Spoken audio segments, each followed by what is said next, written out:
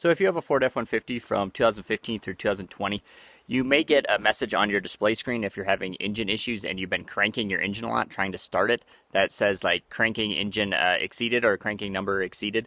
That's actually normal. It's pretty much a fall safe if your vehicle is not starting. You cannot start it for more than, or crank it for more than 60 seconds. And it's not at a time. It's like you can do 20, 20, 20 seconds, and that's 60 seconds. Therefore, it will not allow you to crank it anymore. That's when the display screen will come up.